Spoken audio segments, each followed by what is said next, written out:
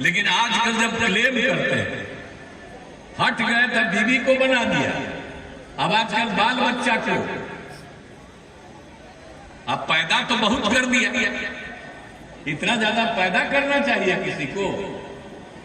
बाल बच्चा, लेकिन उतना किया और उसी में कई गो बेटी को, दुगो बेटा को, सबको लगा करके। अब आप समझ लीजिए कि ये लोग क्या करते हैं, कहीं कहीं कुछ बोलते रहते हैं तो कहीं पुरानी बात को भूल जाते हैं। इसलिए हम सब जगह आपको बता देना चाहते हैं कि कोई काम नहीं होता था, और कितना ज्यादा होता था जी, कोई बाहर नहीं निकलता था, आने जाने का रास्ता नहीं था, पढ़ाई नहीं था, कोई इंतजाम कहीं पर नहीं था, इलाज तक नहीं होता था, क्या हालत था। अधिकार है, कुछ भी आप हमको कह सकते हैं,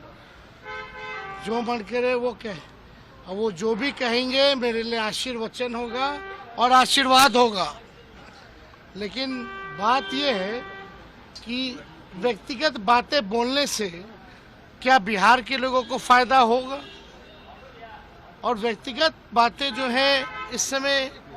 ऐसी बातें बोलनी नहीं चाहिए। हालांकि कुछ भी बोले, हम तो आशीर्वाद के रूप में आशीर्वचन ही मानेंगे, लेकिन चुनाव में मुद्दे जो है, मुद्दे पे बात होनी चाहिए, और किसी को इस तरह से व्यक्तिगत बात बोल करके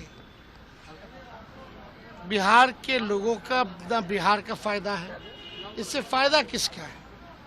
और ये लोकसभा का चुनाव चल रहा है और उनकी भाषण हम सुन रहे हैं आजकल,